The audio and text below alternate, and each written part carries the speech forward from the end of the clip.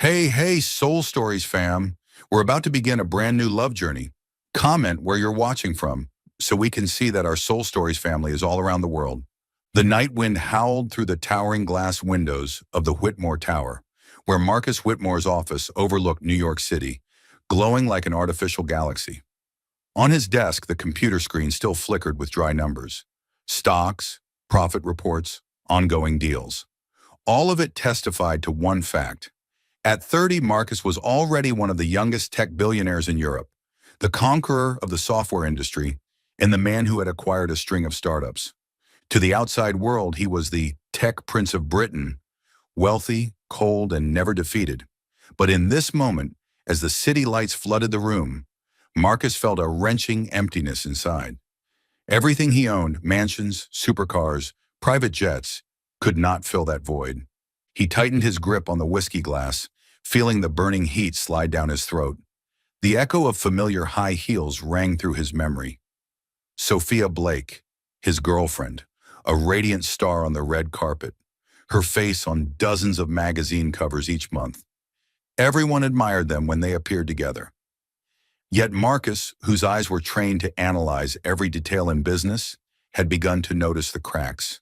When he gave her a diamond necklace, her smile lit up, the cameras capturing the moment like a perfect painting. But on nights when he came home exhausted from grueling meetings, she was often absent, busy with events, parties, or simply vanished from his world. More than once, Marcus had tried to talk about his fears, about the loneliness of standing at the top, but Sophia's eyes always drifted away, distant and unfamiliar. Did she truly love him? That question gnawed at him more and more, until every time he looked into Sophia's glittering blue eyes, all he saw reflected back was an image. Marcus Whitmore, the billionaire, the fame, the power.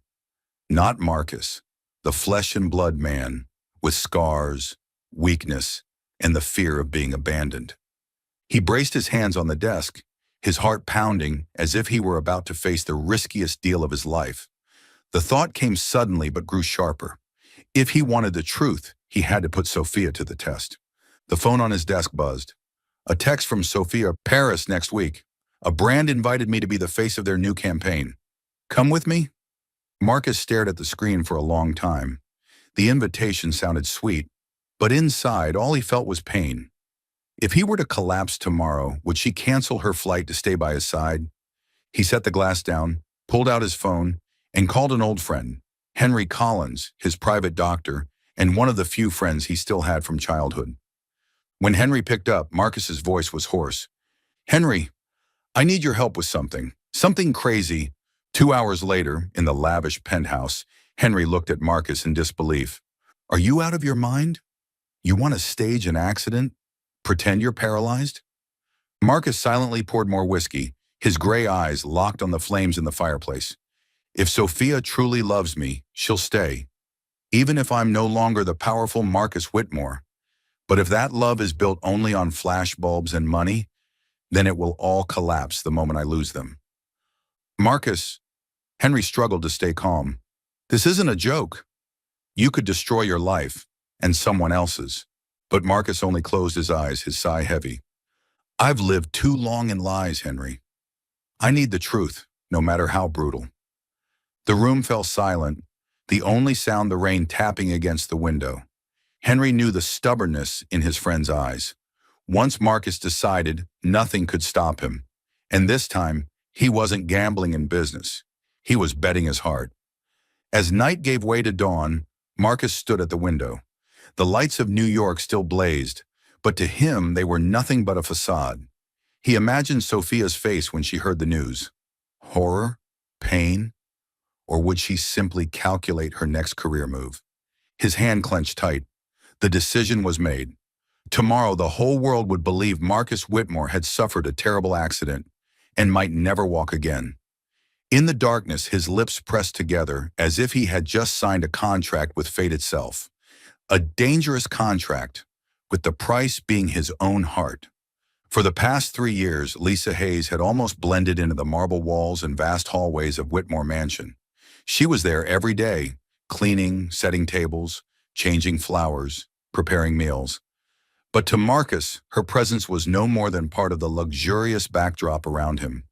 The crystal vases, the oil paintings, or the piano music flowing from the automated sound system. Lisa was 33, petite, with brown hair usually tied neatly at the nape of her neck.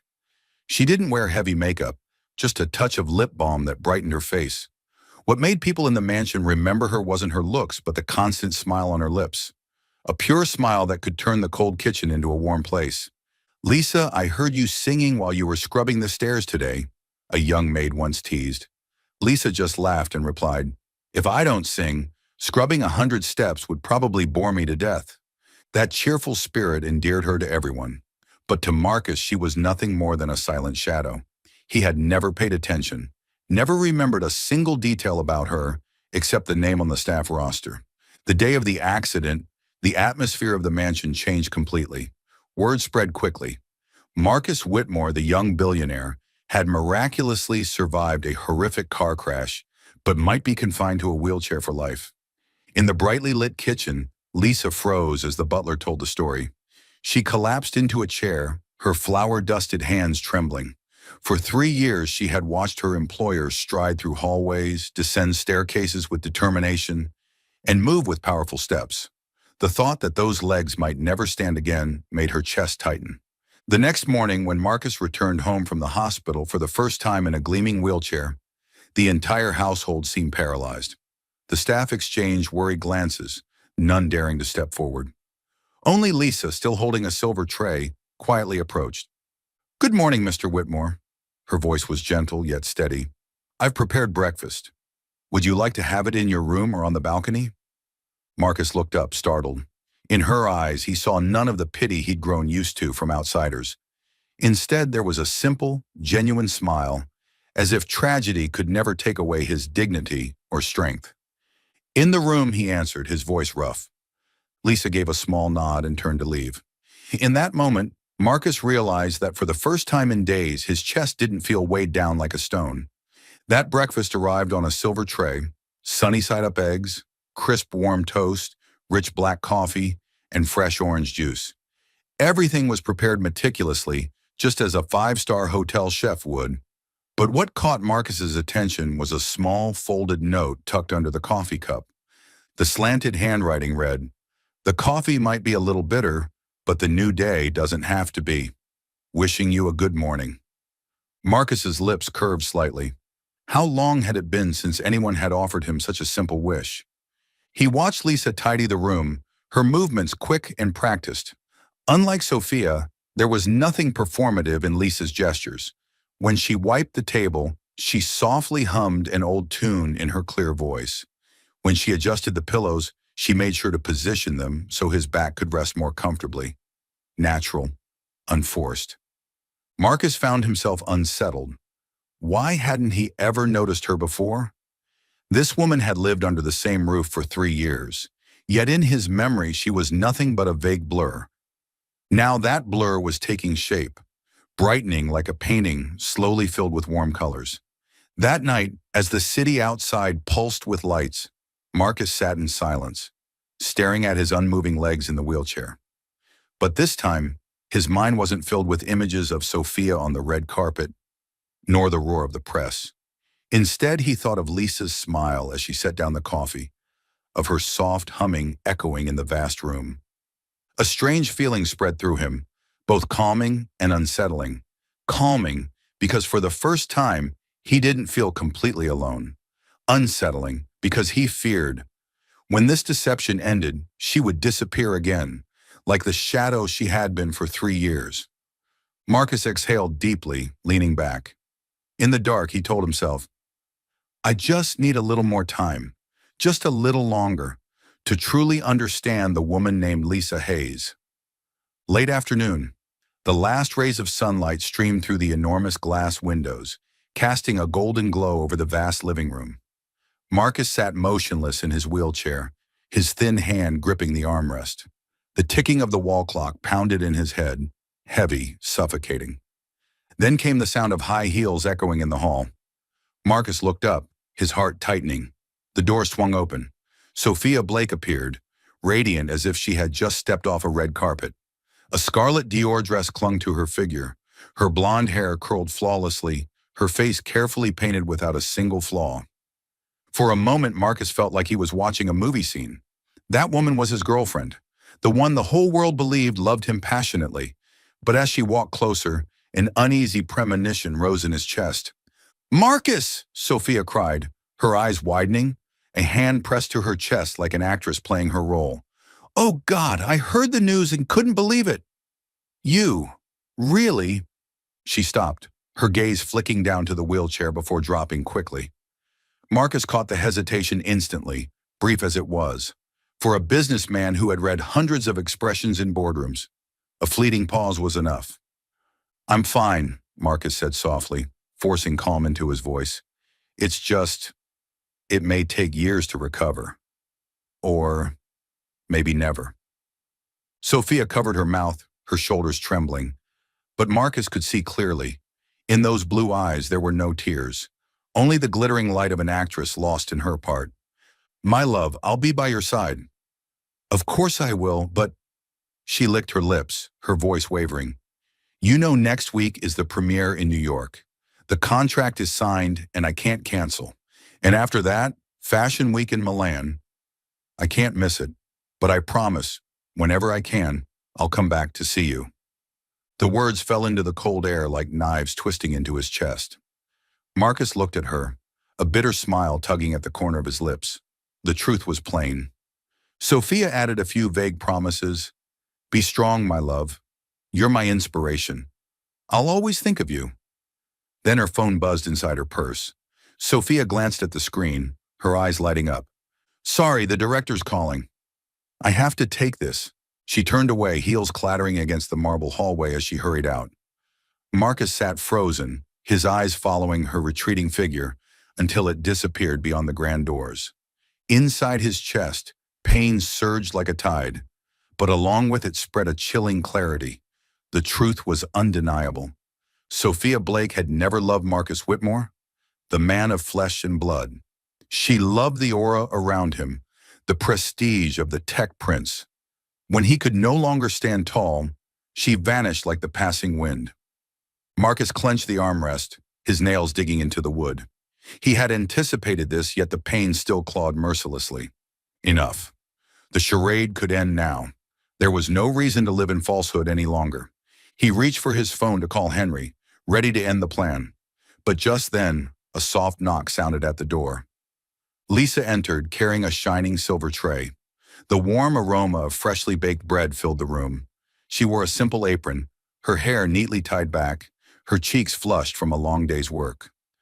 "Mr. Whitmore, I brought you some bread and chamomile tea. You should eat something light before resting," she said, her voice warm and natural, without a trace of strain. Marcus looked up, surprised. After Sophia's coldness, Lisa's presence felt like a candle suddenly lit in a darkened room. "Put it here," he said quietly. Lisa gently set the tray on the table, then adjusted the pillow behind his back. The gesture was meticulous, practiced, yet filled with quiet care. She didn't bombard him with questions, didn't show pity. She simply did what was needed, her small smile steady. "Tomorrow the weather should be clear. If you'd like, I can wheel you into the garden. The fresh air will feel better," she said, her tone cheerful, as if offering something perfectly ordinary. Marcus stayed silent for a moment. In his chest, the anger and pain from Sophia slowly ebbed, replaced by something unfamiliar. Warmth, peace. He looked at Lisa, truly looked at her for the first time. This woman had lived in his house for 3 years, unnoticed by him. She always smiled, always gentle, like background music no one paid attention to. But now that melody rose clear and strong, filling the void Sophia had left behind. Marcus suddenly realized, if he ended the charade now, would he still see that smile directed at him? Or would Lisa fade back into the shadows, returning to her silent role as the invisible maid, never stepping into his world again? The thought made him hesitate. His finger, poised to dial Henry's number, froze in midair. In the stillness of the room, only Lisa's soft voice lingered. "You should eat while the bread is still warm." Marcus sighed, closing his eyes. He knew he had gone too far. But he also knew, tonight he couldn't end the game. Not because of Sophia, but because of another woman, the one he had just begun to notice after 3 years under the same roof. The woman is named Lisa Hayes. That morning, fragile sunlight filtered through the curtains, casting soft streaks across the room. Marcus sat silently in his wheelchair, his empty gaze drifting toward the misty garden outside. He was used to starting his days with dozens of phone calls, financial reports, and a packed schedule. Now everything was reduced to endless voids, filled only with heavy silence. The door creaked open. Lisa stepped in, carrying a polished silver tray. The aroma of hot coffee and crisp toast spread through the room, chasing away the cold that clung to the air. "Good morning, Mr. Whitmore," she said cheerfully, without a trace of effort. "I hope the coffee is strong enough today, since it looked like you had trouble sleeping last night." Marcus glanced at her, faintly surprised. Not many dared to speak to him in such a calm, natural tone. Most people were timid, or else dripping with false sweetness. But Lisa was simply Lisa. She set the tray down and poured the coffee into a cup with a graceful motion. Steam rose, curling fragile spirals into the air. "Would you like me to read the morning paper?" Lisa asked, then smiled and shook her head before he could answer. "Actually, I think it's better if I tell you a joke." "The news is nothing but depressing." Marcus raised an eyebrow. "A joke?" "Yes," she said with certainty, standing straight like she was about to perform. "A man asked his doctor, 'Doctor, every morning I wake up feeling like an alarm clock.' The doctor looks puzzled and asks, 'What do you mean?' The man replies, 'Because I just keep ringing and ringing.'" Lisa finished the punchline and immediately burst into giggles herself. Her bright laughter echoed through the vast room, like a cool breeze rushing in. Marcus froze for a second. Then his lips curved. A hoarse, awkward sound escaped him, but it was laughter nonetheless, the first since the accident. Lisa's eyes widened. "Did you just laugh?" "Maybe." Marcus nodded lightly, his gaze softening. "Not bad." "See?" Lisa clapped her hands like she had just won a victory. "I knew I was good at telling jokes." The atmosphere in the room shifted. The heaviness and gloom dissolved, replaced by a gentle warmth. Marcus was astonished. How could a few casual words from a maid lighten his world so much? As he ate, Lisa settled into a nearby chair, her voice soft but lively. "I remember the day my younger brother had heart surgery. Lucas was only 16, so young. The doctor said the chances of success were only 50%. I sat waiting in the hallway, but instead of crying, I sang. Everyone thought I was crazy, but I figured, if he didn't make it, at least the last gift I gave him was my song, not my tears." Marcus stopped chewing and looked up at her. In Lisa's eyes, there was no self-pity, only gentle light. "The surgery worked. Lucas lived, and now he's studying medicine. He dreams of becoming a cardiologist." Lisa smiled, her eyes sparkling with hope. "And you've stayed this optimistic?" Marcus asked, his voice low. "Why not?" Lisa shrugged. "We don't know what tomorrow will bring. So why waste today on sadness?" The answer was simple, but to Marcus, it cut straight through the ice around his heart. He had always believed happiness came from great victories, stock numbers, and signed contracts. But Lisa, this woman, saw happiness as natural as breathing, found in every smile, every day her brother survived. He sat in silence, the coffee in his hand suddenly tasting strangely sweet. In his head, her words echoed, "Why not?" When breakfast ended, Lisa rose to clear the dishes. Marcus watched her small figure as an unfamiliar feeling swelled in his chest. For the first time in years, he felt the house wasn't completely empty. Lisa's laughter still lingered somewhere, weaving into every cold corner he had grown used to. He realized suddenly he didn't want to lose that sound. In the pale morning light, Marcus Whitmore, the cold, proud billionaire, found himself smiling. Just a small smile, but enough to signal that his heart was beginning to thaw, though he himself hadn't yet realized it. The next morning, Marcus opened his eyes before sunrise. The gray haze hadn't yet touched the curtains, but his head was already full of a single thought. "I have to tell the truth." He reached for the phone on his nightstand. The message to Henry had been drafted since midnight. End the plan. I'll confess his finger hovered over the send button, his whole body taut as if ready to leap off a cliff. Just one tap, and everything would change. The bedroom door opened softly. The smell of toast and warm coffee drifted in. Lisa entered, her hair neatly tied, carrying a silver tray in both hands. Her smile arrived before her greeting, simple but radiant. Good morning, Mr. Whitmore. Today let's try Welsh orange marmalade. Don't worry, it's not as bitter as yesterday's. She stuck her tongue out playfully, her eyes sparkling. The draft message on Marcus's phone blinked with a tiny green dot. He locked the screen. All right, he rasped. Bring me whatever you think is best. Lisa set the tray down and adjusted his pillow. Her touch was so natural that he had to look away. That warmth, care without pretense, melted his chest like wax. This afternoon the weather will clear, Lisa said. If you'd like, I'll take you to the glass garden. The jasmine there just bloomed. It smells wonderful. Okay. Marcus heard his own reply come too quickly. The word burst out like a reflex, clutching at something slipping away. He looked at Lisa's profile, and a sharp thought sliced through him. If I tell the truth, will that smile still be for me?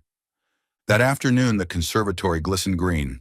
Sunlight spread across the stone floor, and sparrows darted past the glass ceiling, vanishing into the foliage. Lisa pushed the chair gently between the herb beds, occasionally plucking a mint leaf and placing it in his palm. Smell this! She lifted his hand toward his face. Fresh mint. One sniff and worries disappear like bubbles. Marcus bent down, inhaled, and the cool sting rushed straight to his mind. He chuckled softly. What about boardroom troubles? 2 leaves, Lisa said solemnly, handing him another, and 1 cup of tea. He looked at her and smiled. A calming smile, the kind he hadn't believed himself capable of anymore. The piece was as fragile as paper, but more real than any signed report. Lisa, he said, his throat suddenly dry, I have something to tell you. Yes? She stopped, tilting her head, waiting. This was the moment. Marcus felt his heartbeat pounding in his ears. He pictured himself standing, wheeling the chair aside, confessing, apologizing. A part of him unlocked, ready to sprint toward freedom. But then another image intruded. Lisa blinking, her smile fading, offering only a polite nod as the wall between employer and servant rose again, hard as stone. It's nothing, he closed quickly. Just thank you for the marmalade. It's very good. Lisa studied him for a second, then smiled and pushed the chair forward. I'll make more. Tomorrow we'll have it with jasmine tea. Marcus loathed himself. Inside, something snapped, a faint sound like a spring breaking.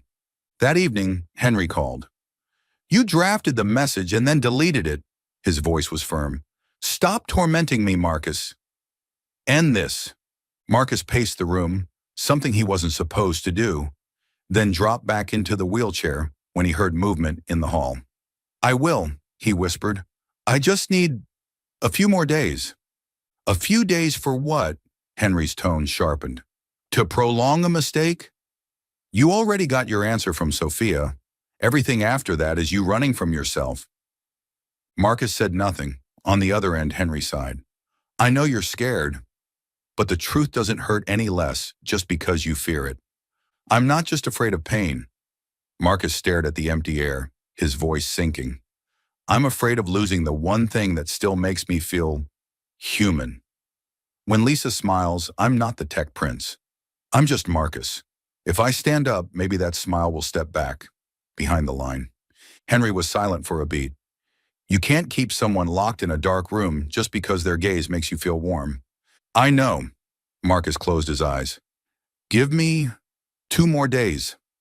Marcus, I promise. The call ended. The promise was as light as a spider's thread, but even a spider's thread can hold a drop of dew. The next day, Lisa brought him to the library. The room was filled with books, their scent a blend of old wood and warm paper. She chose a poetry volume and sat in a low chair beside him. Which one would you like to hear? I have a favorite. It's about ordinary things that are anything but ordinary. Read it, Marcus said, his voice softening without him realizing. Lisa read without theatrics, as though each line opened a little courtyard, creeping vines, a wooden chair, noontime sun. Marcus leaned back, listening to her voice rise and fall, flowing like water over stone. He thought of how many years had passed since he had heard a human voice that wasn't delivering numbers in a negotiation. "What do you think?"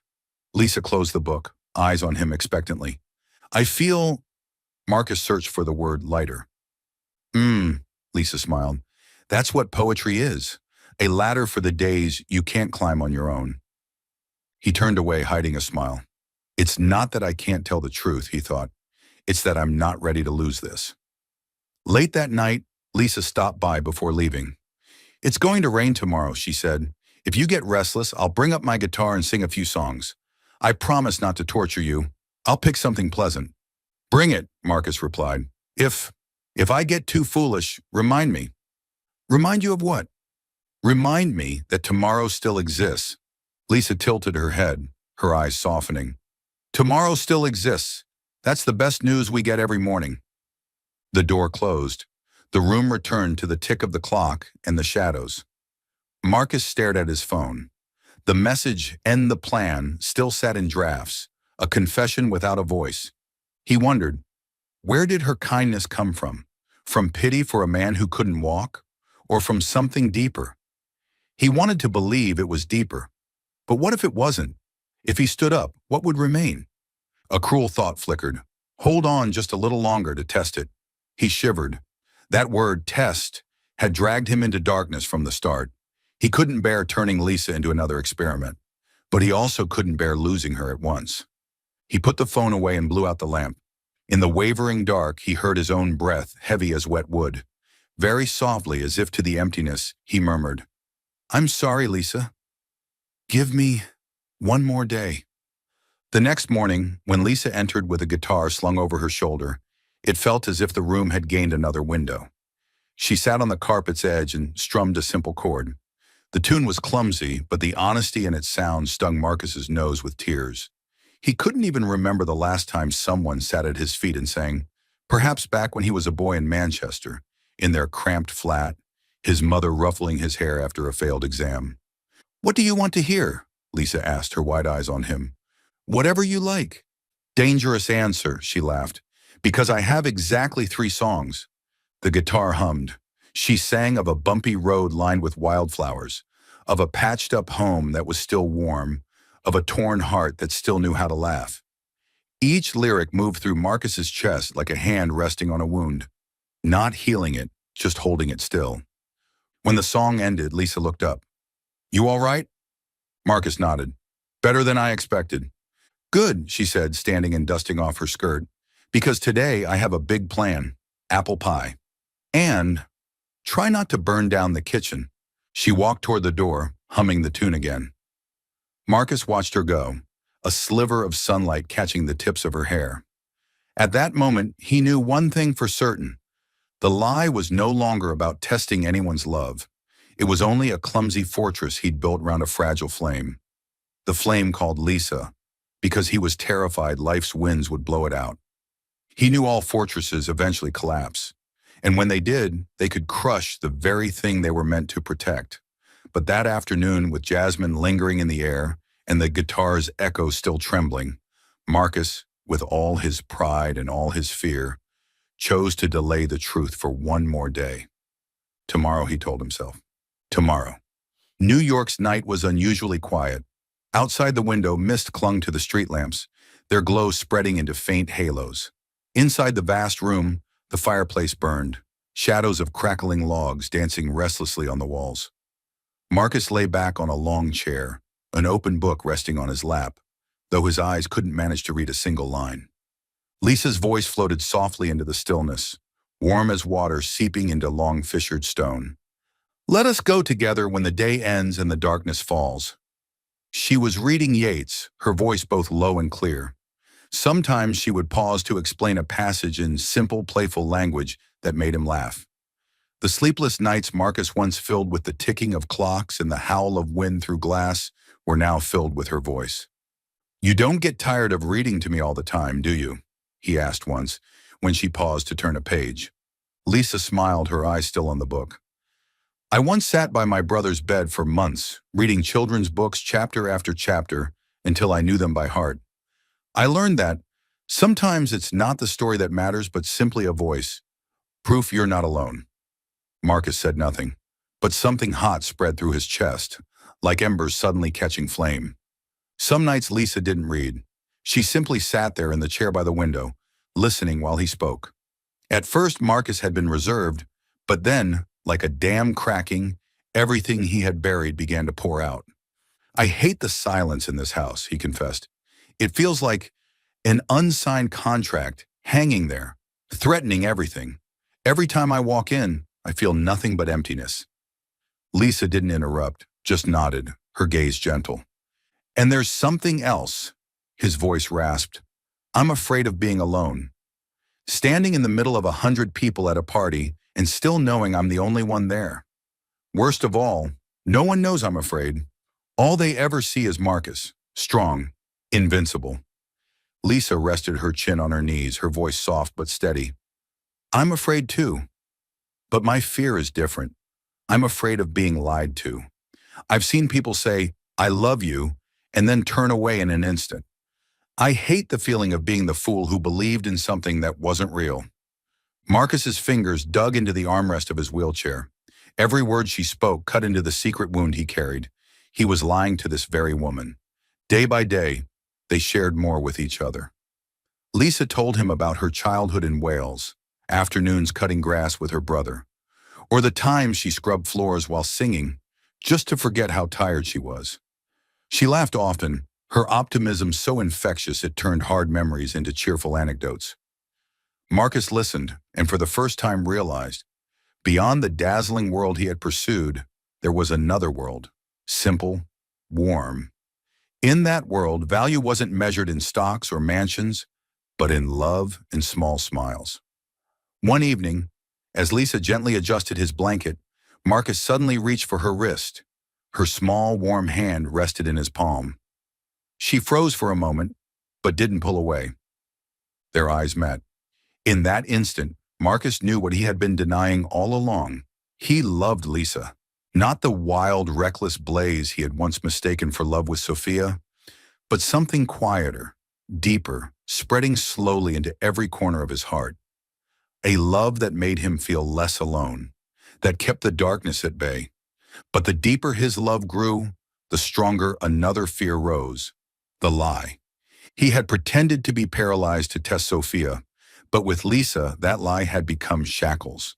With every smile she offered, every look of trust she gave, his heart tightened with guilt. At night he lay awake, listening to the wind howl through the long hallways. If Lisa knew, would she still sit here, reading to him? Or would she quietly leave, abandoning him to this cold house once more? The fear was so great he didn't dare imagine it. He kept telling himself, just one more day until he could find a way to be sure she wouldn't walk away. But his delays only weighed his heart down further. He loved Lisa, yet every time he saw her trusting smile, he felt like a traitor. One late night, when Lisa stood to wish him a soft, good night and turned out the lamp, Marcus lay in the dark, his heart hammering like a drum. He knew he couldn't drag it out forever, because with each passing day, Lisa became the only light in his world. And if that light were ever snuffed out by his deceit, the darkness left behind would be unbearable. He shut his eyes and whispered into the emptiness. Lisa, if you leave, I'll be nothing at all. Marcus had never felt his heart so heavy. In the past days, Lisa's smile and tenderness had been like medicine, soothing the pain of loneliness inside him. But the closer they grew, the more he felt every moment with her shadowed by one terrible truth. He had deceived her. That night, the room glowed in the golden light of a desk lamp. Lisa sat in the chair beside his bed, holding a book, her voice steady as a gentle tide. But Marcus couldn't hear a single word. All he could hear was his own heartbeat, pounding fast and heavy like a hammer. Enough. He couldn't go on like this. He drew a deep breath and spoke softly. Lisa? His voice was low, hoarse, cutting through the words she had just read. Lisa looked up, slightly surprised. Yes? Marcus braced his hands, sweat dampening his face. Though the room was cool, he swallowed hard, every nerve pulled taut as if ready to snap. There's something I have to tell you. He paused, then met her eyes directly. I was never paralyzed. The book slipped from her hands, hitting the floor with a dull thud. Lisa froze, eyes wide in disbelief. Marcus bowed his head, his voice breaking. It was all a plan. At first I wanted to test Sophia, and when she left me I meant to end the lie. But then, you walked in. You cared for me, stayed by me. And I was afraid, Lisa. Afraid that if I stood up, you would disappear again, back into the shadow you had been for 3 years. I didn't want to lose you. He covered his face with his hands, his voice raw. I'm sorry. I deceived you. If you want to leave, I won't stop you. If you hate me, I'll accept it. Just please, please don't vanish from my life. The room fell silent. Marcus heard the blood pounding in his ears, as if the whole world had stopped, waiting for judgment. Then suddenly Lisa burst into tears. Tears streamed down her face, but they were not tears of anger. She pressed a hand over her mouth, sobbing. You're not really paralyzed? You're healthy? Oh, God, that's the most wonderful thing. Marcus's head shot up, stunned. You're not angry with me? Lisa laughed through her tears, her voice trembling. You fool, Marcus. Why would I be angry that you're whole? I prayed every night for you to overcome your pain, and now you tell me it was all pretend, meaning you were never truly hurt. What more could I possibly want? Marcus stared at her, astonished, his heart tightening and then bursting wide open. He couldn't stop himself. He reached out and took her small hand in his. Lisa, you truly forgive me, even though I lied to you? Lisa nodded firmly, tears still falling, but her eyes shining bright. Yes, you were wrong, but what I saw in your eyes, it wasn't malice, it was fear. You didn't want to be abandoned again. I know that feeling. I once feared betrayal, feared love was only a game. But now, seeing you trembling like this, I know you're sincere. Marcus couldn't hold back any longer. He pulled Lisa into his arms. She sank down beside him, letting him cling to her as if letting go would make her disappear. In that moment, every wall of deception, every mask of power collapsed. What remained was simply Marcus, a flawed man, desperate to be loved. Lisa buried her face against his shoulder and whispered, From now on, don't hide from me anymore. Let me walk with you through every fear. I don't want to be an outsider to your world. I want to be the one beside you, whether rich or poor, standing tall or falling down. Marcus closed his eyes, a hot tear rolling down his cheek. I promise, Lisa. No more secrets. You are the only light, and I'll never let it go out. Outside, the night wind brushed through the trees, leaves rustling like a quiet symphony. Inside the room, the two sat pressed close, their hearts beating in unison. From that moment on, they both knew a new love had begun, not built on glamour or lies, but on truth, forgiveness, and the longing to walk together to the end of the road. Soul Stories fam, if you're watching on another channel, come home to us at Soul Stories, where tens of thousands are listening and sharing together. The first morning after his confession, Marcus woke to the sound of sparrows perched on the window ledge. He lay still, listening to the house breathe, a warm, gentle breath, no longer echoing with the emptiness of his long, lonely days. The scent of butter and cinnamon drifted up from the kitchen. He smiled. Lisa was baking. He pulled on a light sweater and padded barefoot down the stairs. Each wooden step creaked beneath him like notes welcoming the day. At the end of the hall, Lisa stood at the counter, sleeves rolled up, a curl brushing her cheek. She was trying to slide a piece of dough into the pan without splattering oil. A mission clearly doomed, as shiny spots already dotted her apron. A delicious little crime scene, Marcus said, leaning against the doorframe. Lisa spun around, startled. You're up already. Ruined. I was going to bring it to you in bed. No need, he said, stepping forward to steady the pan. If you stay this close, the chance of the kitchen catching fire is about 80%. She raised a brow. Then you do it, Mr. Tech Prince. Show me how your anti-stick algorithm works. They switched places. Marcus tilted his wrist, letting the dough slide around in the hot butter. The sizzling sounded like rain on a roof. Lisa stood close, watching the pan like a child. When the pancake puffed up, golden and even, she gasped softly, then burst out laughing. A streak of flour dusted Marcus's nose. No one knew when it had landed there. Hold still. Lisa stretched on her toes and brushed it away with her fingertip, a touch so light Marcus's heart stumbled a beat. Family, he thought. Maybe happiness was simply this, a flour-dusted morning and shared laughter. They began a new routine. Breakfast at the small table by the window instead of the 14-seat dining table meant for banquets. Whenever Marcus instinctively reached for his phone, Lisa tapped her spoon on her glass.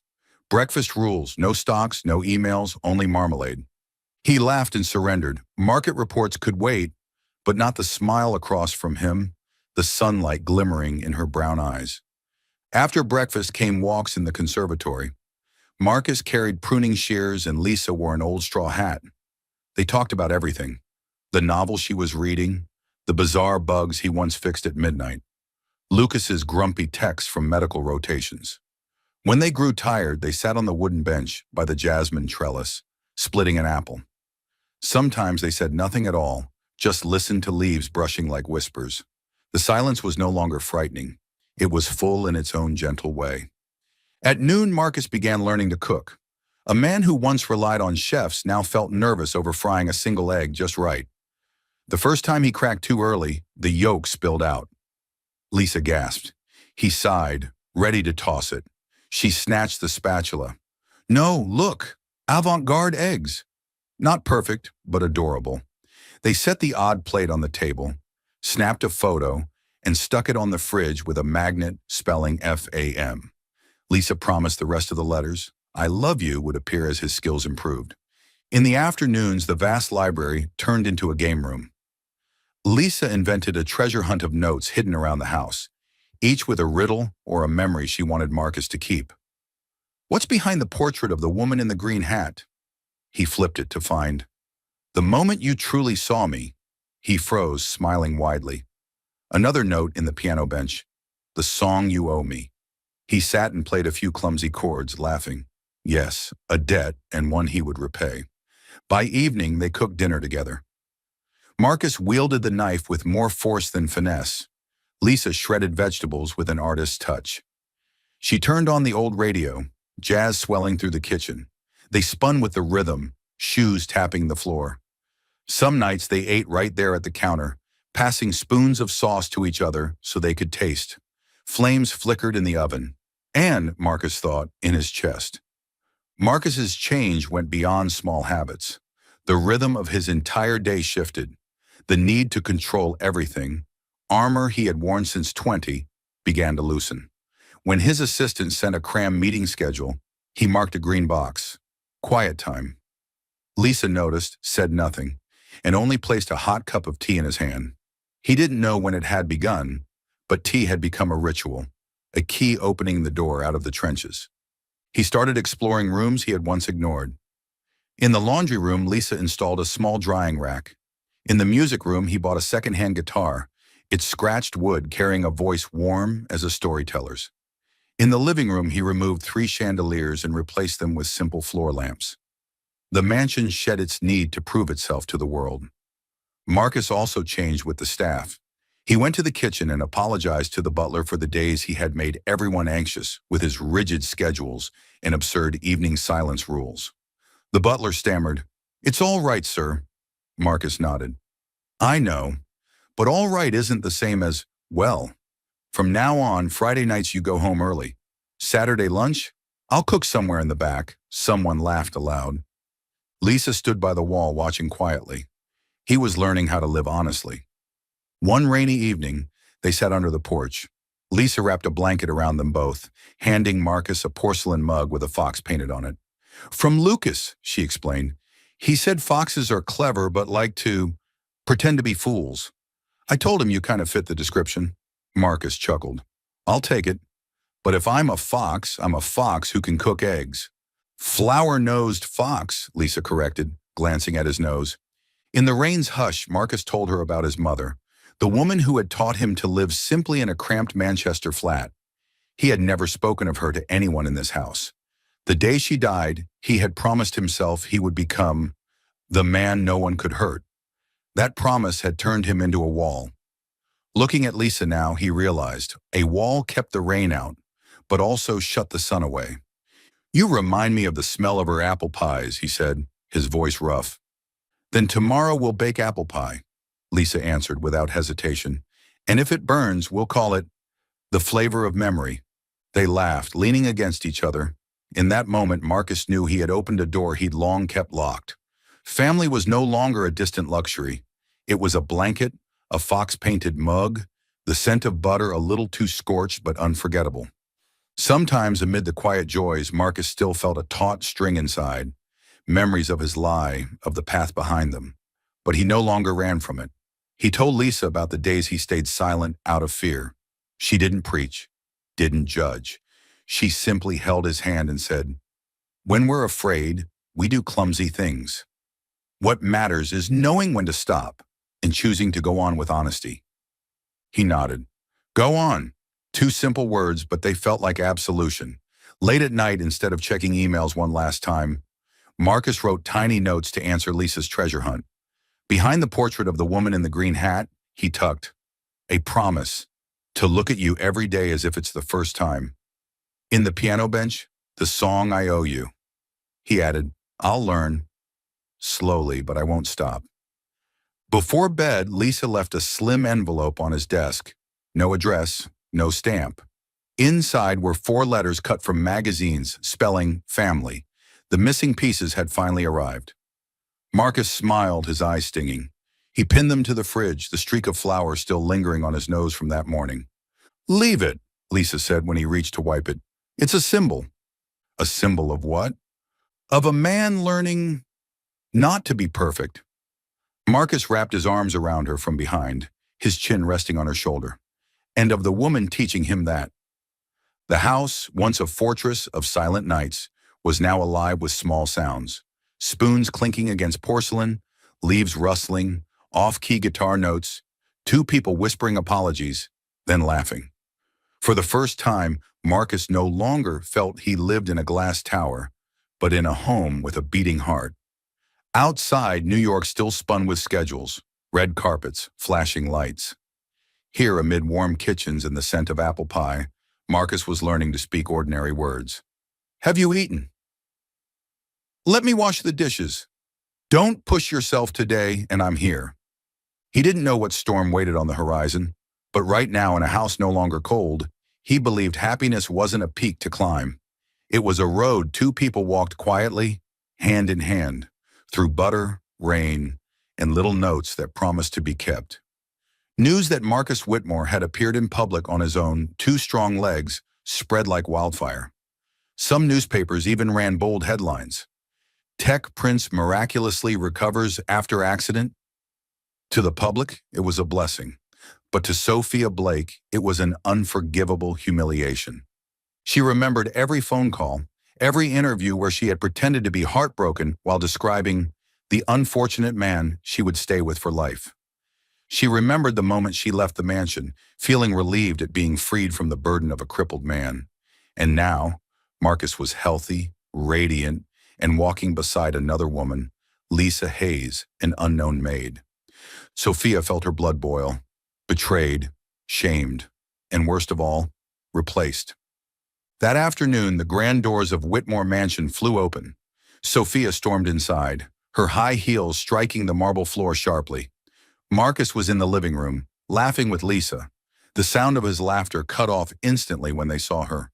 "Marcus!" Sophia cried, her voice breaking like snapped strings. Her blue eyes shimmered with staged tears, her steps trembling toward him. You're standing again?" "Oh God, I didn't know. Why would you hide this from me?" Marcus looked at her, his gaze cold.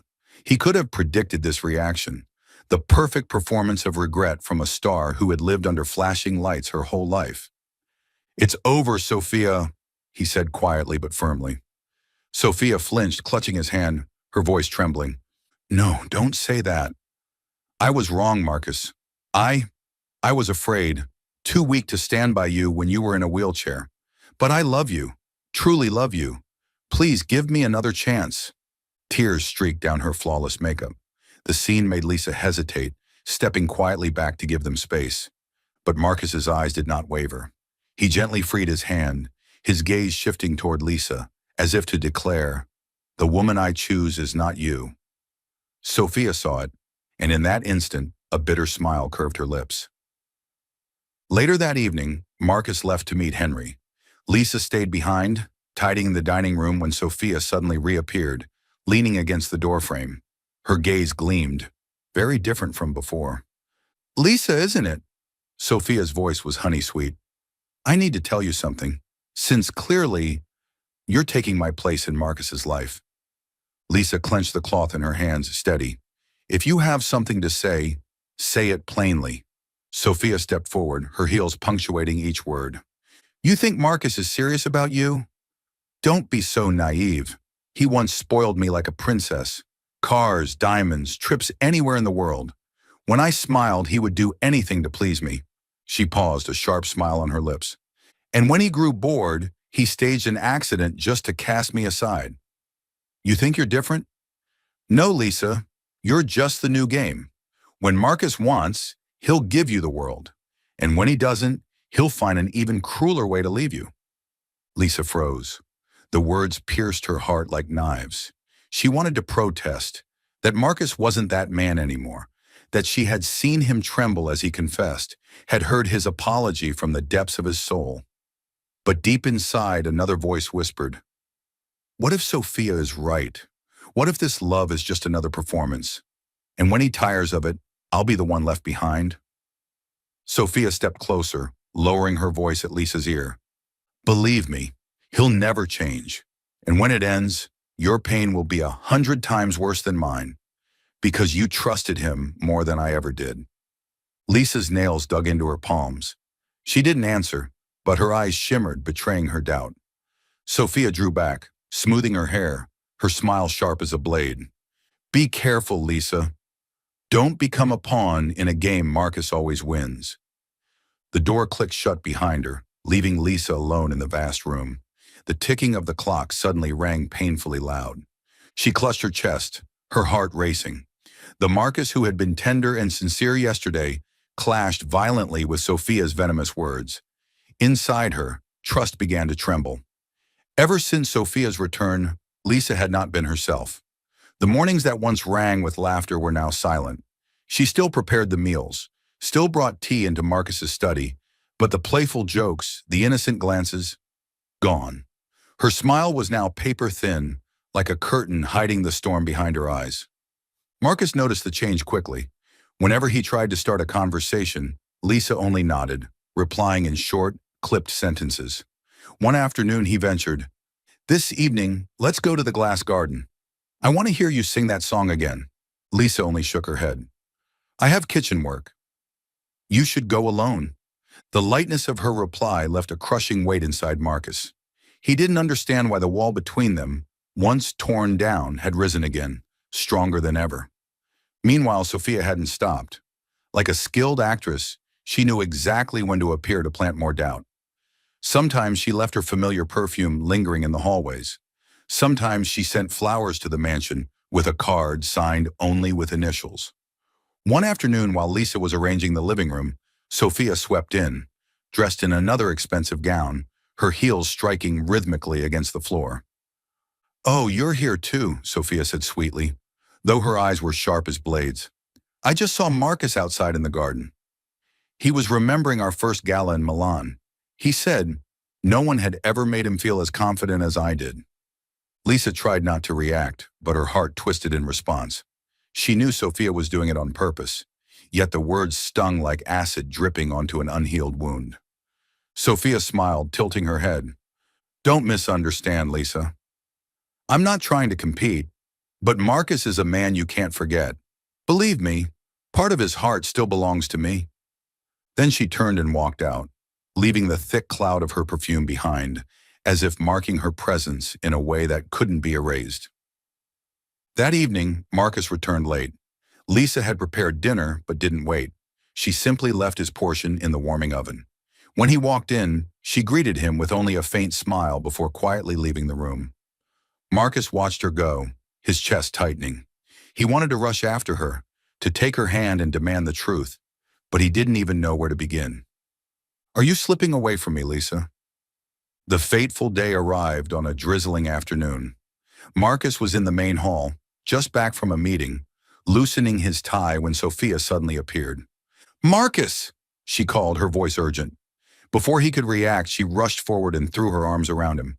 "I'm sorry," Sophia whispered, her eyes shimmering with tears. "I can't lose you." Marcus froze, his whole body stiff. He was about to push her away when, out of the corner of his eye, he saw Lisa standing at the end of the hallway. She stopped dead, her face pale. The sight before her stabbed straight through her heart. Sophia in Marcus's arms, her face buried against his chest, and Marcus, still, unmoving, as if accepting it. In that instant, every poisonous word Sophia had planted surged back. "He once spoiled me like a princess, and when he grew bored, he staged an accident to cast me aside. You think you're any different?" Lisa's chest constricted, her breath caught. She staggered back a step, her hand gripping the hem of her dress to stop it from trembling. "Lisa!" Marcus finally saw her, his voice breaking. But she turned away, walking quickly out of sight without a word. Rain poured harder outside. Lisa ran across the stone courtyard, her heels striking against the wet ground. Raindrops mingled with her tears, salty and bitter. Only one thought echoed in her mind. I was wrong. Sophia was right. Marcus hasn't changed. To him, love is just a game. And when he's done, he'll always find a way to leave. She didn't know how long she ran. She only knew the pain in her chest clenched tighter with every breath.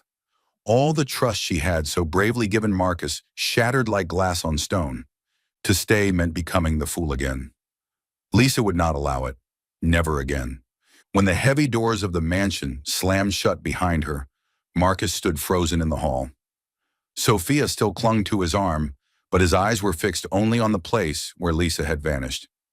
In those eyes, the light had gone out, leaving only darkness. Darkness of a man realizing he might have just lost the most precious thing in his life. Thank you for being part of Soul Stories. If you're listening on another channel, come back to the official home so you can continue our love journeys together with the Soul Stories family. Marcus had never known such despair. The echo of the door slamming behind Lisa rang in his head like a final judgment. His heart sank like lead into a dark abyss. He wanted to chase after her instantly, but the pounding rain outside and the invisible wall Lisa had just built chained his legs to the floor. "Lisa!" he shouted, his voice raw and broken. But her figure had already vanished into the storm, leaving only silence to fill the vast hall. Sophia still stood there, her eyes gleaming with what looked like triumph. But Marcus no longer cared. He shoved her arm away and said coldly, "Leave, Sophia." For good. That night, Marcus wandered across New York searching for Lisa. He went to the small cafes she once said she liked, places where she would sit and listen to music. He even searched the train station, where she had once confessed to crying alone when she first came to the city. Every place was empty. Desperate, he turned to Lucas. Inside the medical library, Lucas looked up, his eyes sharp with anger when he saw Marcus. "What are you doing here? You made my sister cry until she collapsed in exhaustion. What's left to say?" Marcus didn't dodge. He sat across from him, his voice trembling but firm. "You have every right to hate me, but I need to tell you the truth. Lisa is the woman I love. Sophia never loved me, and I have no feelings left for her. I was weak and cowardly, hiding behind a lie out of fear. But I'm done running." Lucas stayed silent, his eyes still cold. Marcus drew a long breath, then spoke words he had never imagined himself saying. "If I had to give up all my reputation, my company, my wealth, just so Lisa could believe my love is real, I would. Because only after meeting her did I finally learn what it means to live." His voice cracked, his eyes red with emotion. "Please, help me find your sister." Lucas stared into him. At first, there was only anger in his gaze, but slowly the faintest flicker of doubt appeared. For the first time, he saw Marcus Whitmore stripped of arrogance and power. Only a man, desperate for love. 2 days later, to everyone's shock, Marcus called a press conference. Dozens of reporters swarmed, camera flashes exploding in rapid bursts. The world wondered, why was the tech prince suddenly reappearing after weeks of silence? Marcus stepped to the podium, gripping the microphone. His gaze swept the crowd before fixing on the cameras, knowing Lisa would be watching. By now you all know, he began, his deep voice steady, about the accident and the reports that I was paralyzed. That was a mistake, a lie I created myself. I won't make excuses. I only want to say that within that lie, I discovered the greatest truth of my life. He paused, drawing in a breath. Sophia Blake was once my girlfriend, but she was never my love. Sophia was the greatest mistake of my life. The only woman I want to walk beside until the end is Lisa Hayes. The room erupted. Cameras clicked furiously. Reporters shouted questions over one another. But Marcus stood his ground, unwavering. Lisa is not a celebrity, not a face on magazine covers. She's just a simple woman who lived invisibly in my world. Yet she showed me what family is, what warmth means, what true love feels like. Without Lisa, I am nothing more than an empty shell with the title Billionaire. His voice wavered, but his eyes shone bright. If you're hearing me, Lisa, please believe me. I don't need fame. I don't need anyone's admiration. I only need you. The press conference shook the world. The media called it the tech prince's greatest confession of love. Lucas watched the entire thing unfold. When Marcus left the stage, their eyes met. This time, Lucas's gaze no longer held pure hatred. There was silence there, mixed with a hint of belief. He stepped forward and said quietly, "If what you said today is true, then spend the rest of your life proving it to my sister." Marcus nodded as if handed a lifeline. That night, Lisa scrolled through the news on her old phone. When she saw Marcus on screen, his eyes unwavering as he declared before the world, "Lisa Hayes is the only woman I want to walk beside for the rest of my life." Her heart trembled. Tears welled up, but they were no longer from pain. They were tears of something deeper, of being moved, of hope. She knew then. Marcus had truly changed. Sophia was nothing but a shadow of the past, with no place left in his heart. Lisa whispered softly, as if sending her words through the screen. "Marcus, maybe this time, I'll believe you." That winter, the garden behind the mansion was blanketed with a thin layer of snow, white and pure as if nature itself had laid down a tablecloth. The bare trees swayed in the icy breeze, yet within the chill, a warm light was beginning to bloom. Marcus had prepared the dinner himself. Not fine wine or lavish courses crafted by a famous chef, just steaming chicken soup, a few slices of golden toast, and a dessert clumsily made from Lisa's recipe. On the small round wooden table, he placed candles in a circle, their glow softening his tense, determined features. Lisa stepped onto the porch, her old wool scarf still wrapped around her shoulders. When her eyes caught the scene, she froze. "Marcus, all of this?" He moved closer, his heart pounding. For the first time in his life, Marcus Whitmore, the cold billionaire who once made others bow their heads, was trembling so hard he could barely speak. He took Lisa's hand and placed a small box in her palm. "Lisa," his voice was low but steady, "I once had everything, money, fame, the spotlight, but none of it meant anything until I had you. You turned this house into a home, and this heart into something capable of love again. Please marry me. Let me spend the rest of my life making it up to you." Her hands shook as she opened the box. Inside was not the massive diamond Sophia once demanded, but a slender platinum band set with a single stone that gleamed like a drop of morning dew. Simple, elegant, just like his love for her. Tears brimmed in Lisa's eyes, but laughter bubbled through her sobs. "Marcus, you're such a fool. I forgave you long ago." And of course, yes. Her yes rang out into the frosty night like a springtime song. Marcus pulled her into his arms, his shoulders trembling, not with fear, but with the rush of joy. 1 year later, in the same winter garden where the proposal had taken place, a wedding unfolded, small, quiet, warm. No reporters, no flashing cameras, no whispers from strangers. Only those who mattered most. Henry, his childhood friend, smiling softly, and Lucas, now a medical resident, his eyes shining as he watched his sister in her simple white dress. Lisa walked down the aisle strewn with flower petals, her face glowing not from jewelry or grandeur, but from certainty in her heart. Marcus waited at the end of the path, his eyes never leaving hers. When they spoke their vows, Marcus felt as though his soul had been washed clean. Once he had hidden behind a mask of arrogance, consumed by lies and ambition. But now all that remained was the present. The moment Lisa held his hand and whispered, "We are a family." 2 years later, the house, once so silent you could hear every tick of the clock, now echoed with the laughter of a child. Lisa had given birth to a baby girl. They named her Grace, blessing, a reminder that love and happiness were gifts no amount of wealth could buy. Marcus held his daughter for the first time, tears blurring his vision. "I used to think my greatest achievement was Whitmore Technologies," he whispered to Lisa, "but now I know. It's you and our child." Lisa, leaning back in her chair, smiled gently, her hand brushing his arm.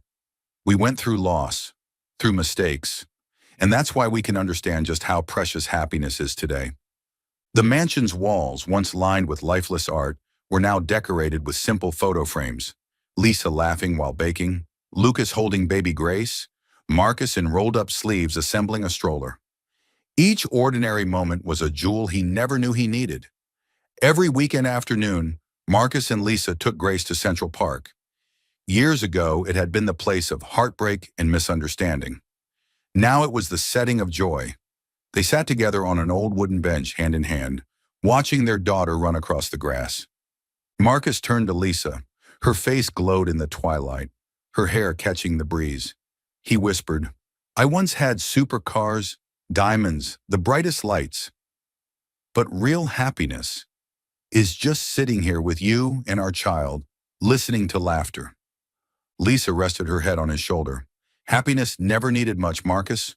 Just two hearts brave enough to trust and stay." As the sunset bathed the park in gold, the sound of a child's laughter mingled with the rhythm of two hearts beating as one. The mansion, once cold and hollow, now overflowed with warmth. And Marcus knew at last. He had found what all the wealth in the world could never give him: a home, a true love, a real family.